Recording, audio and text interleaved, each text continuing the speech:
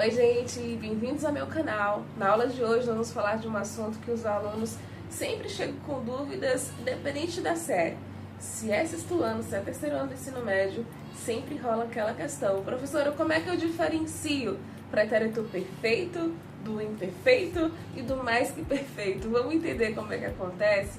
E de uma vez por todas, gente, vocês vão perceber que gramática não é decoreba, é interpretação, é compreensão. Vamos lá? Então, primeiro, pretérito, gente, é o mesmo que passado, né? Se você vai estudar verbos, se você está revisando aí para um concurso, estudando para Enem, né? Independente do seu nível de escolaridade, onde você está nesse momento estudando, verbo é indispensável, porque faz parte da maioria das construções frasais da língua portuguesa, né? E aí a classificação dos verbos tem verbo no presente, verbo no pretérito e verbo no futuro.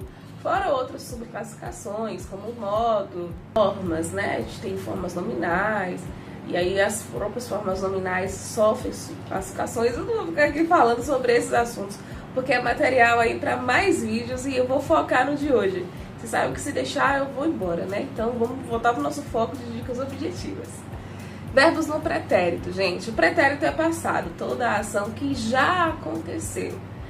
Essa foi uma ação hipotética, ela também pode ter já acontecido, hipoteticamente sim, né, gente?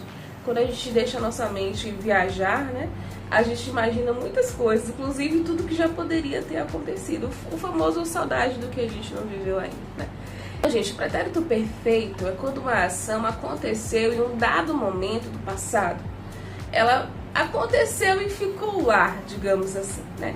Eu comi maçã hoje pela manhã. João comeu seu cereal matinal. Ela cantou muito bem ontem à noite. Então, assim, ao invés de a gente pensar nas dicas de o verbo terminou em eu, ei, vai ser sempre o pretérito perfeito. Eu convido você a levar as regras para a interpretação, para a compreensão, no lugar de compreensão, né?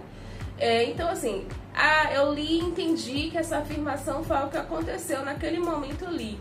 Beleza, então tem o pretérito perfeito. Somente essa conceituação leva muitas pessoas à dúvida. Então, eu convido você agora para fazer uma comparação com o pretérito imperfeito. Pretérito imperfeito, gente, é uma ação passada, mas continuada. Ela não aconteceu só naquele dado momento aí do contexto da frase ou do texto que você está lendo, né, e analisando para responder uma atividade, por exemplo. Eu falava muito sobre português. Falava, dá a entender, né, nesse contexto, que era algo que eu fazia com frequência. Não é que eu falei sobre português na minha última aula. Eu falava sobre português, né? É uma situação que ela ia acontecendo, né? Ela ia se repetindo, digamos assim. Por isso que é imperfeito, né? Aquela perfeição que aconteceu uma vez só. Não, é uma coisa que vai acontecendo paulatinamente, né? Ela vai sempre se repetindo. Ele comia cereal matinal. Dá a entender o quê? Que o café da manhã dele sempre se repetia. Era o cereal matinal. Ela cantava todas as noites. Aí dá a entender o quê? Que não é só aquela noite que ela cantou. Ela fazia isso com frequência. Comparando o perfeito com o imperfeito, eu acho que já deu uma melhorada na sua cabeça, não deu não?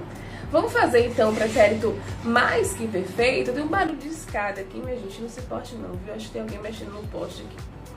Pretérito mais que perfeito, gente, eu digo que ele é o mais fácil. Apesar de parecer, conceitualmente falando, mais complexo, na ação, quando você lê a frase, você percebe que ele é um dos mais fáceis. Veja só, pretérito imperfeito, eu tenho duas ações passadas. Então daí você já vai analisar na frase que você vai ter que ter dois verbos no passado, certo? Uma ação vai ser mais antiga do que a outra. Ambos aconteceram no passado, mas uma aconteceu antes do que a outra. Né? Vou dar um exemplo aqui. Quando a polícia chegara, o ladrão já havia fugido. Né? Infelizmente, tem acontecido bastante, né? Mas voltando aqui ao assunto. O que aconteceu nessa frase? Eu tenho duas ações passadas. Nenhuma é presente, nenhuma é futura. O ladrão fugiu. Essa ação é mais antiga que qual? A chegada da polícia, né? Então, quando a polícia chegara, o ladrão já havia fugido. Mais que perfeito é essa junção de dois passados, sendo que um deles é mais anterior do que o outro. Falando sobre dicas de terminação do verbo, porque assim, gente, na hora da dúvida, quanto mais situações você souber para fazer a prova, né, a prova dos 9, é mais fácil de você não errar a questão. Então, se no pretérito perfeito eu tenho terminações com e, ou, né, i, no pretérito imperfeito eu tenho terminações com vá. Falava, cantava, chorava. Não é uma regra que vai ser sempre assim. A gente tem que lembrar que nós temos terminações verbais com ar, ir, e isso muda a terminação. A gente tem que lembrar que nós temos modo indicativo, subjuntivo, imperativo, que também muda essa terminação. Então, não é uma regra que você vai seguir 100%, vai ser assim, não. Primeiro a gente parte de onde?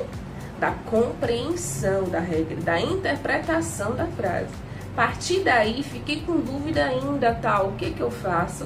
Lembra que tem um macete de terminação do verbo que você pode analisar e perceber, né, se encaixa no perfeito, imperfeito, mais que perfeito. Mas a gente parte sempre da compreensão da regra, tá? E da interpretação da frase, que é fundamental. E no mais que perfeito, qual é esse macete de terminação? É urá. Né? Como eu falei aqui, por isso chegara. Mas se a gente for, por exemplo, para uma forma do subjuntivo, isso aí vai mudar completamente. Porque o subjuntivo, gente, é aquele modo verbal que indica uma dúvida, né? Como eu falei anteriormente, é uma hipótese, uma possibilidade. Se eu falar na frase assim, se eu tivesse comido antes, não teria ficado com fome, perceba o quê? Que eu estou com duas ações passadas, né? Eu não estou com fome agora. Eu não teria ficado, né?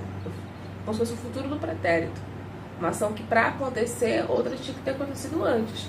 Que era a hipótese, né? Se eu tivesse ficado, se eu tivesse comido, né? Então aí eu tenho uma situação hipotética. O se é utilizado junto com os verbos para indicar justamente isso, né? Essa possibilidade. Mas mesmo que você não saiba que o se sempre acontece, que o se acompanha os verbos que são objetivos, só interpretando a frase você teria percebido que a ação não aconteceu de verdade, né? Se eu tivesse comido. Só de ler, sem saber a nomenclatura do subjuntivo, você percebe que é uma hipótese, não é isso? E é aí que é importante, é desse ponto que eu sempre parto. A importância da gente interpretar a frase, compreender, né? E não ficar preso somente às regras e às suas exceções. Conhecê-las, mas interpretar para poder aplicar. Isso é fundamental. É assim que a gente estuda gramática e consegue, digamos assim, lidar bem com ela. Conheça as regras, conheça as suas exceções, mas interprete a frase. Isso é fundamental. Isso é indispensável para qualquer estudo de classe gramatical, tá? Comenta aqui se você entendeu a diferença entre o pretérito perfeito, imperfeito e mais que perfeito. Comenta aqui qual foi a sua dúvida, tá? O que precisa melhorar. E comenta também o que você tem. Te espero a semana que vem com mais uma aula sobre gramática. Lembrando, gente, que eu tô fazendo aí uma revisão das classes gramaticais, das mais básicas, das relações mais tranquilas até as mais complexas, para que você tenha sucesso aí no seu texto escrito, falado, enfim, para que você atinja o seu objetivo de dominar seu idioma, né, sua língua materna. Um beijo, gente. Obrigada pela companhia. Até a próxima.